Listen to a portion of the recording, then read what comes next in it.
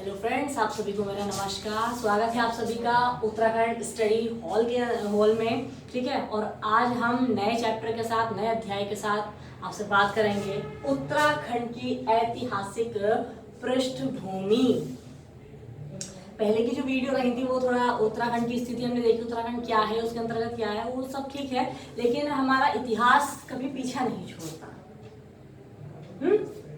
तो आज हम उत्तराखंड की ऐतिहासिक पृष्ठभूमि को देखते हैं। अभी पृष्ठभूमि है, अभी कोई बहुत बड़ा इतिहास नहीं है कि कोई राजवंश हमने ले लिया और हम उसका इतिहास कर रहे हैं, नहीं। अभी तो उत्तराखंड की, क्योंकि हम जब बात करते हैं उत्तराखंड भूमि की तो एक नाम बड़ा फेमस होता है, देवभूमि।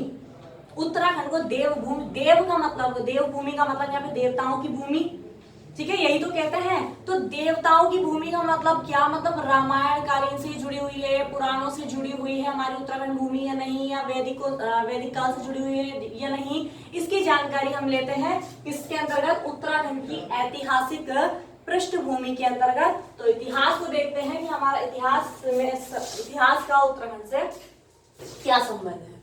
देखिए, प्रारंभिक इतिहास जो हमने शुरुआत की है, जैसा कि कहा जाता है उत्तराखंड की भूमि देवभूमि, देवताओं की भूमि कैसे रही होगी।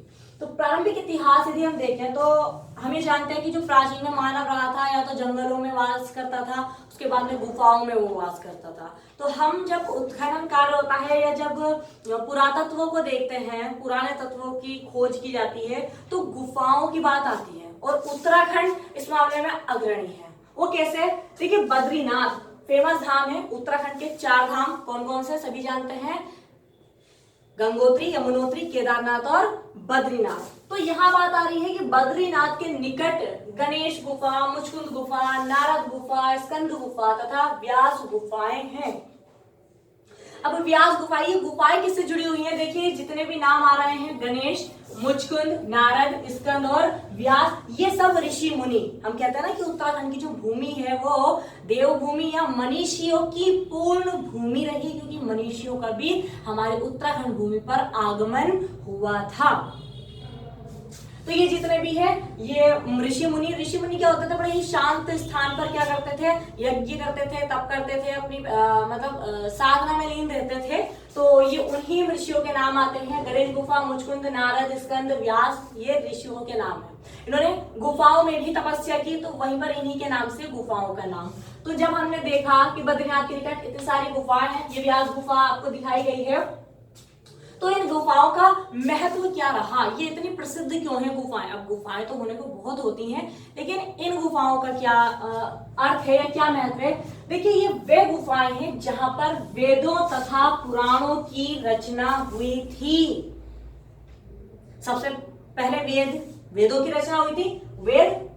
ठीक है, वेद हमारे 4 मुख्य रूप से, इसके बाद, इसके कई वर्षों के बाद पुराण की स्थिति सामने आई थी। पुराण में क्या, वेद का अर्थ होता है विद यानी कि ज्ञान इसमें रहा वेद में। और पुराण की स्थिति में हो सकता है किसी वंश की बात इसमें रखी गई हो, या किसी कोई क्षेत्र ले लिया गया हो, उसके बारे में जानकारी दी गई हो। तो वेद और वेद के बाद पुराण, जैसे कि हमारा उत्तराखंड से जुड़ा हुआ है स्कंद पुराण। ठीक है ना किसी स्थान विशेष के बारे में बताते हैं पुराण, किसी वंश के बारे में बताते हैं, किसी राजा के बारे में भी बता सकते हैं। तो वेद पुराण की जो रचना हुई थी वो कहाँ हुई थी, इन्हीं गुफाओं में हुई थी। जैसे व्यास का नाम आ रहा है, वेद व्यास, उन्होंने वेदों की रचना। ठीक है, तो आगे देखते हैं। पहला हम सबसे पहले जानेंगे, अभी इससे ये नहीं कि डायरेक्ट इतिहास में, उत्तराखंड के इतिहास में डायरेक्ट राजाओं ने शासन किया, नहीं। सबसे पहले तो देवभूमि, ये देवताओं की भूमि रही। अब देवताओं की भूमि में भी शासन किस किसने किया, कौन सा क्षेत्र था हमारे उत्तराखंड का उस समय। तो देखिए, देवकालीन शासन व्यवस्था पर हम थोड़ा सा विचार कर लेते हैं। यहाँ पर सबसे पहले आर्यों की बात आती है। आर्य वैदिक सभ्यता से जुड़े हुए थे, ठीक है ना। तो दक्ष प्रजापति सर्वप्रथम आर्य थे, ब्रह्मा के पुत्र माने जाते हैं दक्ष प्रजापति। और दक्ष प्रजापति कौन थे, सर्वप्रथम आर्य माने गए हैं।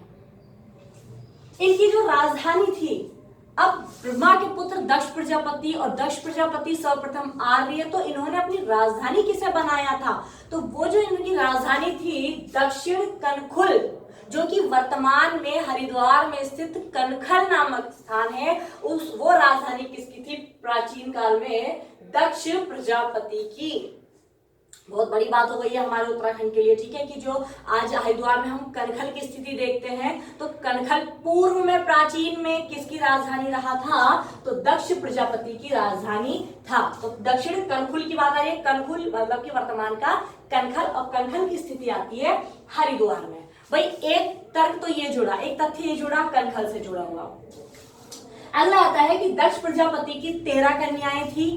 13 कन्याओं में जो सबसे बड़ी कन्या थी उसका नाम था दिति, और जो सबसे छोटी कन्या थी उसका नाम था अदिति।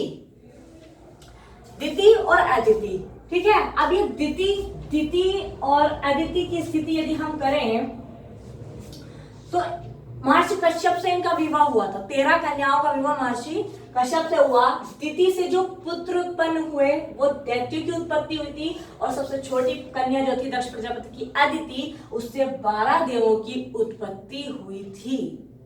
12 देवों की, और 12 देवों में जो सबसे बड़े माने जाते हैं वो इंद्र माने जाते हैं, देवता, इंद्र देवता, और सबसे छोटे हैं विष्णु या वामन देवता। जैसा कि हमने देखा कि ऐतिहासिक पृष्ठभूमि ली है हमने उत्तराखंड की, तो सबसे पहली बात आती है कि सर्वप्रथम जो आर्य थे वो दक्ष प्रजापति ब्रह्मा के पुत्र थे।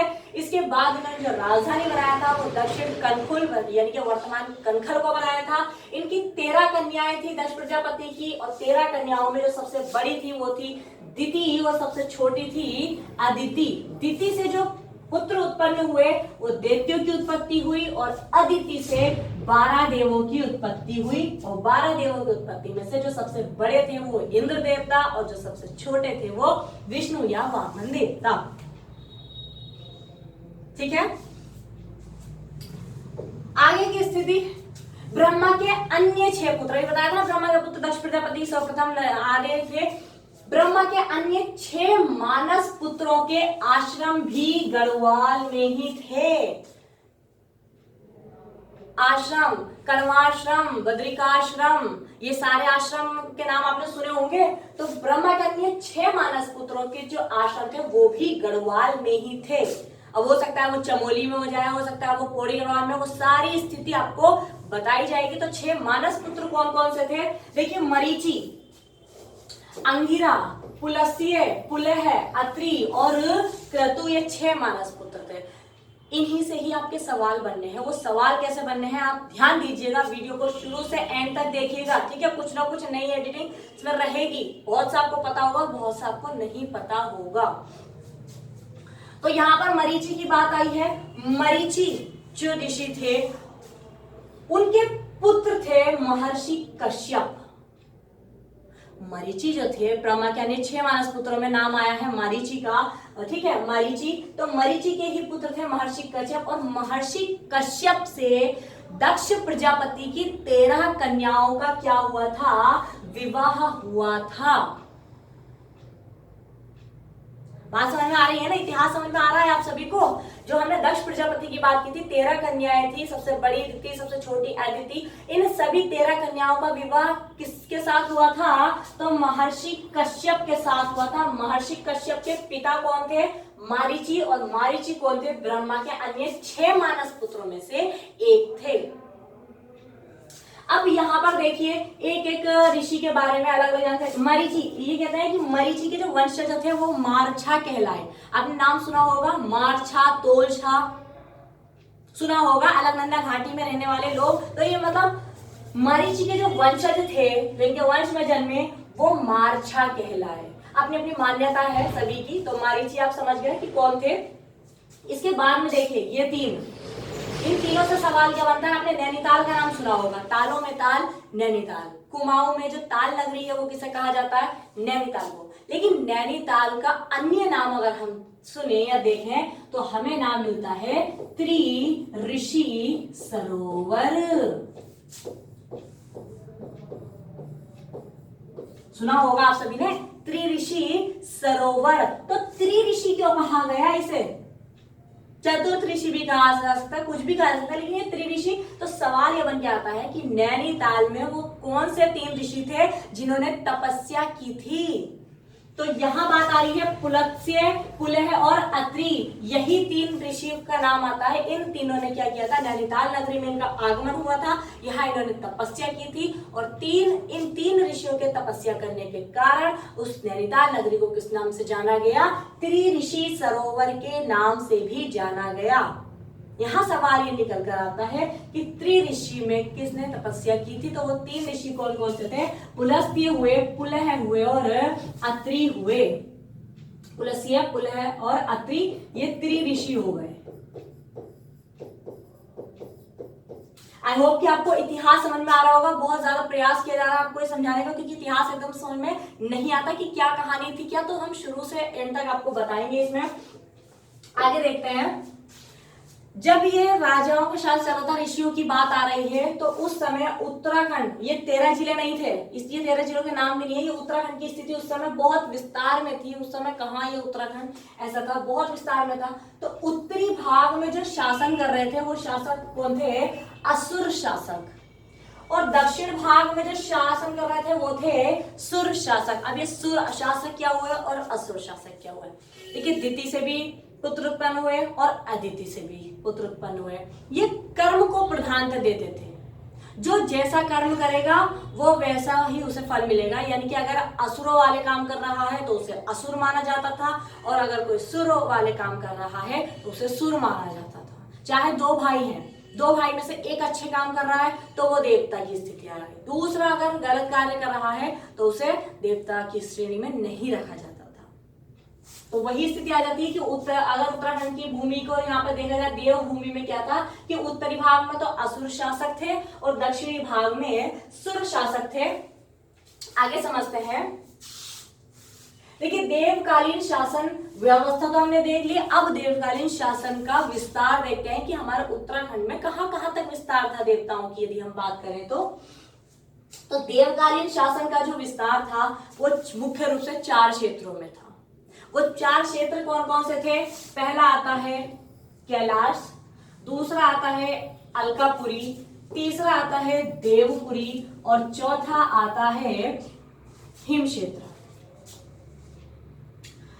कैलाश नाम आपने सुना होगा, कैलाश मानसरोवर की स्थिति जब आप पढ़ते हैं या हम और जो सवाल करते हैं, जैसे कैलाश मानसरोवर यात्रा हुई या फिर लिपुलेख दर्रा उससे जुड़ा हुआ है, ऐसी स्थिति आपने सुनी होगी। तो देवकालीन शासन का जो विस्तार था वो कैसा था, पहला आता है कैलाश, दूसरा अलकापुरी का नाम भी आपने सुना होगा, अलकनंदा का उद्गम, ध्यान है, ये देवपुरी की स्थिति, और चौथा है हिम क्षेत्र यानी कि हिमालय से जुड़ा हुआ होगा हिम क्षेत्र। तो पहले की बात कर लेते हैं कि विस्तार क्या था। देखिए कैलाश जो क्षेत्र था देवकालीन देवों के समय में, तो ये क्षेत्र कहां से कहां तक था, कैलाश से केदार तक, यानी कि केदार खंड तक विस्तार में था। अगर हम बैक कर लें तो यहां स्थिति आ जाती है इसकी, ये कैलाश की स्थिति आती है, सारा कैलाश वाली स्थिति, और ये दक्षिण ये वाला भाग, ये कैलाश विस्तार था। उस समय तो बस भूमि थी, कोई ये बटा हुआ नहीं था कि पहले तिब्बत है या कोई ऐसी स्थिति नहीं थी। पहले तो सिर्फ विस्तार था, भूमि का ही विस्तार था उस समय। तो ये जितनी भी ये वाला एरिया आ जाता था वो कैलाश के अंतर्गत आता था, ठीक है। तो क्षेत्र विस्तार जो कैलाश क्षेत्र था उसका विस्तार कहां से कहां था, कैलाश से लेकर केदार तक, यानी कि केदार खंड, और केदार खंड वर्तमान का क्या है, गढ़वाल की स्थिति, ठीक है। इसका जो राष्ट्र अध्यक्ष था, ये जो राष्ट्र था कैलाश, इसका जो अध्यक्ष था उस समय वो कौन थे, शिव तथा विनायक। विनायक किसका पर्याय है, गणेश का पर्याय है। तो जो कैलाश था, कैलाश क्षेत्र पर जो शासन कर रहे थे वो कौन थे, शिव और विनायक शासन कर रहे थे। दूसरा क्षेत्र देखते हैं, दूसरा नाम हमने लिया अलकापुरी।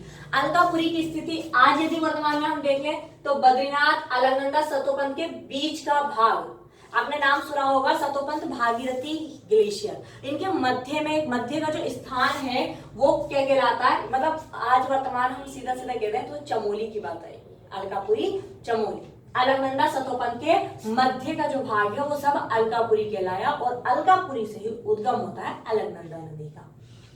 तो बद्रीनाथ अलकनंदा सतोपंथ के मध्य का भाग क्या कहलाया था, देवों के समय में अलकापुरी के नाम से जाना था। बहुत ज्यादा विस्तार था इसका उस समय, आज तो बहुत छोटा सा स्थान रह गया, लेकिन पहले मैंने कहा ना कि भूमि का इतना विस्तार था कि पता नहीं था कहां से कहां तक।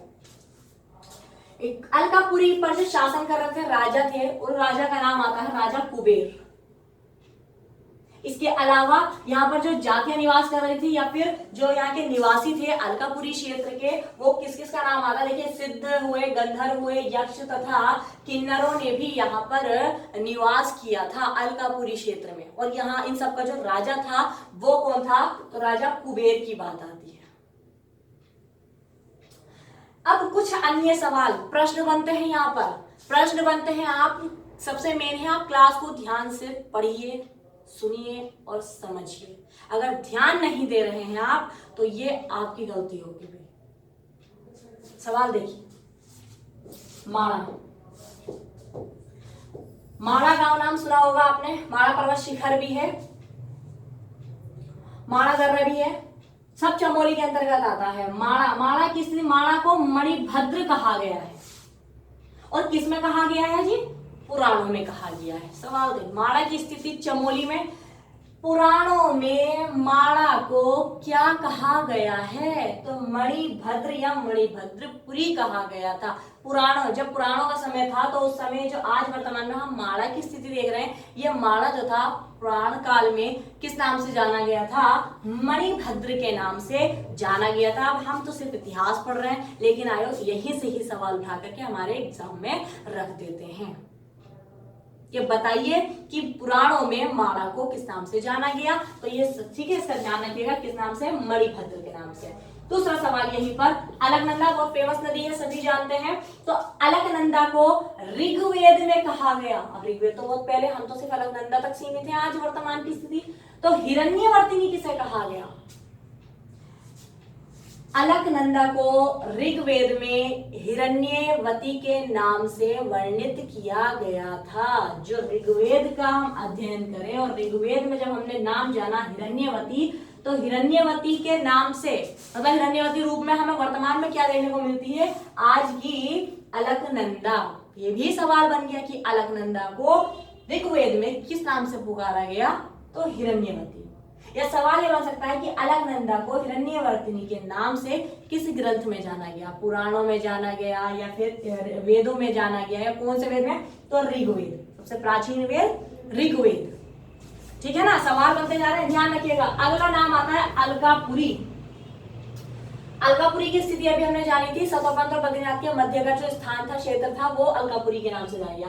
अलकापुरी ऋग्वैदिक आर्य की जो सिंधु कहलाई है, वो भी अलकापुरी को ही कहा गया है। तीसरा देखते हैं देवपुरी। देवपुरी का जो क्षेत्र विस्तार है, देखिए कैलाश मानसरोवर के दक्षिण पश्चिम, कैलाश मानसरोवर के दक्षिण पश्चिम तथा अलकापुरी के उत्तर पूर्व का क्षेत्र। यहां देख लेते हैं, ये स्थिति आ जाती है अलकापुरी की। अब वर्तमान में जो स्थिति है वो तो सिर्फ चमोली है, लेकिन प्राचीन काल की बात चलिए भाई, वैदिक कालीन, ठीक है ना, तो उसका तो विस्तार बहुत ज्यादा होगा। तो ये स्थिति आई अलकापुरी।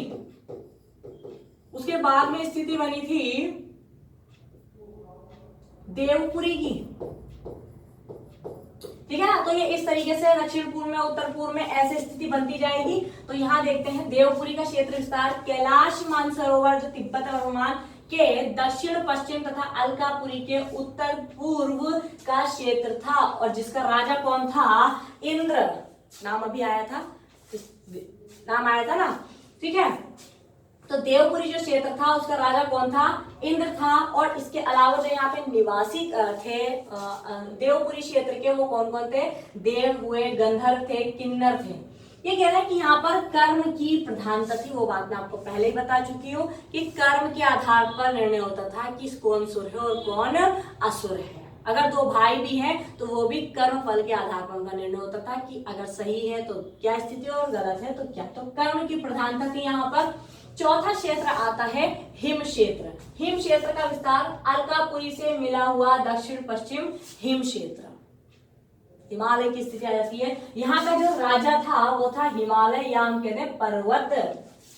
इसके अलावा जो शिव पत्नी, शिव जी की पत्नी उमा, पार्वती के नाम से भी जानी जाती है, उमा पार्वती हिमालय की ही पुत्री थी। हिमपुत्री किसे कहा जाता है?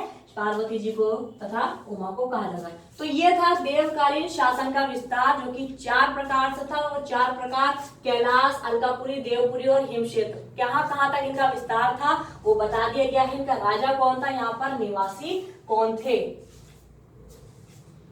इसके अलावा आप थोड़ा सा ये देखें, सरस्वती नदी का नाम आप सभी ने सुना होगा। सरस्वती नदी चमोली की स्थित माड़ा गांव के निकट स्थित है। यहाँ पर सरस्वती पर एक भीम पुल भी स्थित है, ठीक है, भीम पुल के नाम से जानते हैं। सरस्वती बद्रीनाथ के निकट है। इसके पश्चिमी तट पर व्यास जी का आश्रम था। नदियों के पास ही होगा, या बुग्यालों के निकट की स्थिति होगी ऋषियों की, या फिर कोई गुफा के निकट होंगे, या गुफा में तप किया होगा, यही सब स्थान होंगे। उत्तराखंड बड़ा ही शांति प्रिय स्थान है, बहुत ही अच्छा, बहुत ही आनंदमय स्थान है उत्तराखंड, ठीक है। तो इसके पश्चिमी तट पर व्यास जी का आश्रम, जो वर्तमान में हम क्या कहते हैं, व्यास आश्रम कहाँ है, तो चमोली, ठीक है। सरस्वती नदी कहाँ है, चमोली। बद्रीनाथ की स्थिति वर्तमान का चमोली। इसके अलावा जो व्यास गुफा है वो भी कहाँ पर है, वो भी चमोली में ही है। व्यास गुफा की बात आ रही है। तो व्यास जी का आश्रम भी यहाँ पर, व्यास आश्रम, या फिर हम कहते हैं व्यास गुफा। इसके अलावा आर्यों की जो पशुओं में बात आती है, तो इनके पशु कौन कौन से थे, गाय हुआ, भेड़ है, अश्व है, बैल है, ये सब। तो आर्यों के समय की बात आ रही है, यानी कि वैदिक काल की बात। वेदों के समय में जब ये पशु हो गए, गाय है, भेड़ है, घोड़ा है, अश्व या बैल, जो भी है, इनके जो बांधने का स्थान था, आर्य उसे किस नाम से जान के क्या पुकारते थे, गोष्ठ के नाम से पुकारते थे। कि पशुओं को कहाँ बांधना है जी, गोष्ठ में, यानी कि पशुओं के बांधने का जो स्थान था वो आर्यों के समय में गोष्ठ के नाम से जाना जाता था। लेकिन वर्तमान में यदि हम उत्तराखंड की स्थिति देखें, उत्तराखंड में भी यदि हम बात करें, तो ये जो पशुओं के बांधने का जो बाड़ा होता है उसे आज भी गोष्ठ या गोठ के नाम से जाना जाता है। तो इससे भी ये पता चलता है कि हमारा उत्तराखंड का जो इतिहास है वो कितना प्राचीन है, ठीक है। इसके अलावा भारत की प्राचीन जातियों में यदि हम नाम सुने तो गंधर्व, किन्नर, किरात, कोल, भील, तंगड़, खस, दरद, ये सारी जातियां। लेकिन ये जातियां जो थी कुछ समय के लिए कहाँ रही थी, उत्तराखंड में भी रही हैं। ये इतनी प्राचीन जातियां हैं, तो हमारा उत्तराखंड का इतिहास भी इसके कारण प्राचीन। ये सब तथ्य मिल रहा है कि हमारा उत्तराखंड कितना प्राचीन रहा होगा। आगे देखते हैं उत्तर वैदिक काल। ये तो हम पढ़ रहे थे पूर्व वैदिक काल। अब बात आती है उत्तर वैदिक काल, वैदिक काल के बाद की स्थिति, मनुष्य की बात आ जाएगी यहाँ पर। उत्तर वैदिक काल की जब बात आई, यानी कि बाद की स्थिति जब हमने ली वैदिक काल के बाद, तो आर्य जो थे वो छोटे छोटे राज्य इनके बट गए थे। आर्य छोटे छोटे राज्यों में बटे हुए थे, आर्यों के छोटे छोटे राज्य थे। इसके बाद हम बात करते हैं शकुंतला का जो जन्म स्थान माना जाता है वो कर्माश्रम माना जाता है। कर्माश्रम वर्तमान का कोटद्वार किस नदी के तट पर, मालिनी नदी के तट पर। यह सवाल भी एग्जाम में पूछा जा चुका है, ये सब आपके सवाल बनते जा रहे हैं। शकुंतला का जन्म स्थान कर्माश्रम की स्थिति आती है पौड़ी गढ़वाल, कोटद्वार भी पौड़ी गढ़वाल कौन सी नदी के तट पर है, मालिनी नदी के तट पर स्थित है। अब यहाँ पर थोड़ा सा ये देखना है कि कण्व आश्रम जो था वो कण्व ऋषि का आश्रम था। तो कण्व ऋषि के पिता कौन थे, कण्व ऋषि के पिता का नाम था अप्रतिरथ, और इनके जो बड़े भाई थे वो थे एलीन। अब ये सब आपको क्यों बताया जा रहा है, क्योंकि इससे जुड़े हुए जो व्यक्ति हैं हम करेंगे, उनके सवाल आपके सामने आ जाते हैं। वो कैसे आते हैं देखिए। कण्व ऋषि का आश्रम, पहली बात तो कर्माश्रम किसका जन्म स्थान रहा, शकुंतला का, ठीक है ना। यहाँ पे थोड़ा सा कॉम्बिनेशन बनाया गया। देखिए कर्ण के जो पिता थे वो थे अप्रतिरथ, और जो इनके बड़े भाई थे वो थे एलीन कण्व के। और कण्व ऋषि का जो आश्रम था वो कहाँ था, तो कर्माश्रम कोटद्वार पौड़ी की स्थिति आ जाएगी। अब देखिए जो एलीन थे, एलीन किसके भाई थे, कर्ण के बड़े भाई थे। तो एलीन का पुत्र था दुष्यंत। एलियन का जो पुत्र था वो कौन था? दुष्यंत। और दुष्यंत तथा शकुंतला का जो प्रेम प्रसंग रहा था वो भी कौन सा स्थान रहा था? कण्वाश्रम रहा था। ये आपने बहुत पढ़ा होगा ये सवाल। दुष्यंत ने गंधर्व विवाह किसके साथ किया था? शकुंतला के साथ। अब शकुंतला कौन या दुष्यंत? तो देखिए, एलियन का पुत्र था दुष्यंत और दुष्यंत का पुत्र था भरत। महाभारत काल की बात अगर रामायण कालीन में भी भरत थे जो केकई के पुत्र थे, है ना। तो यहाँ पर बात आ रही है दुष्यंत और शकुंतला ने गंधर्व विवाह हुआ था इनका जो पुत्र था वो था भरत। और इन्हीं भरत के नाम पर जो हमारे देश का नाम भारत पड़ा है वो इन्हीं के नाम पर पड़ा है। इतिहास समझ में आ भी रहा है? वो कहानी नहीं लिखी हमने कहानी से नहीं समझाना चाहा आपको, हमने इस तरीके से समझाया है, आप इसको समझ सकते हैं। देखिए, कण्वाश्रम आप सभी जानते हैं, कण्वाश्रम पौड़ी में वर्तमान। तो ये कौन सा ऋषि का आश्रम था? ये कण्व ऋषि का आश्रम था।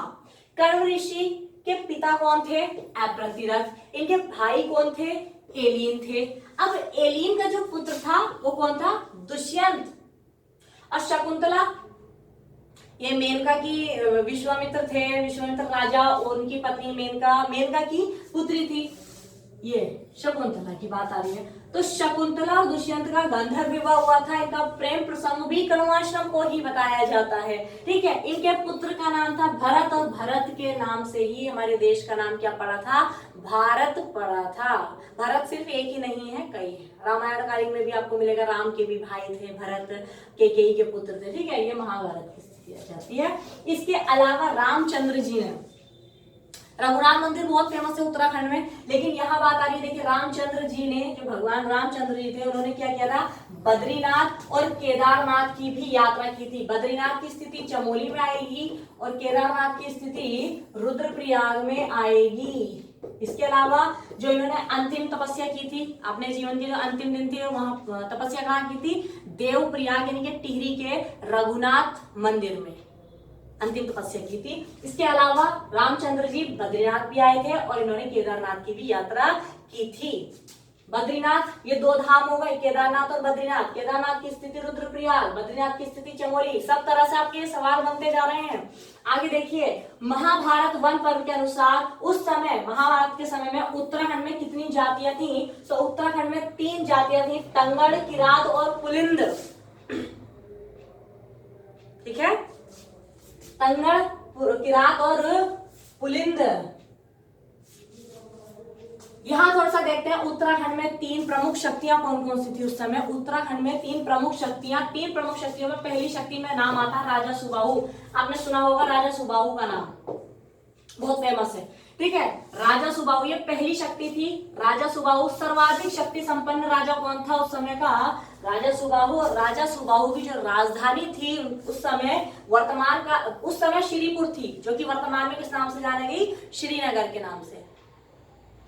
देखिए, यहाँ देखिए, महाभारत वन पर्व अनुसार उस समय उत्तराखंड में जातियां जो थी मुख्य रूप से तो तंगड़, किरात और वो, लेकिन जो प्रमुख शक्तियां आती हैं तो पहली शक्ति सुबाहु का नाम आता है। ठीक है, इनकी राजधानी श्रीपुर, वर्तमान का श्रीनगर आता है पौड़ी गढ़वाल में।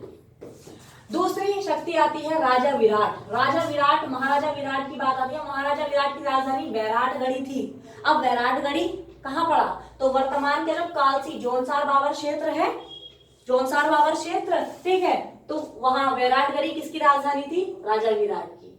राजा विराट की पुत्री का नाम था उत्तरा और अर्जुन के पुत्र का नाम था अभिमन्यु। तो उत्तरा और अभिमन्यु का विवाह कहाँ हुआ था? वो भी बैराटगढ़ी में ही हुआ था। राजा विराट की पुत्री का नाम उत्तरा और अर्जुन के पुत्र का नाम अभिमन्यु। तो अभिमन्यु से किसका विवाह हुआ था? उत्तरा का विवाह हुआ था। यह हो गई दूसरी महाशक्ति। और तीसरी शक्ति थी बाणासुर। बाणासुर का राज्य था। ठीक है, बाणासुर का राज्य की स्थिति ये कह रहे हैं कि शिव पार्वती का बहुत बड़ा भक्त था ये। आगे देखिए, तीसरी शक्ति बाणासुर के पूर्वज थे हिरण्यकश्यप का जो राज्य था वो था पैनखंडा में। पैनखंडा की स्थिति वर्तमान में चमोली है।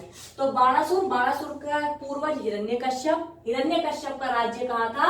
पैनखंडा में उसका विस्तार था। लेकिन जो इन्होंने राजधानी बनाई थी अपनी, वो क्या बनाई थी? ज्योतिषपुर।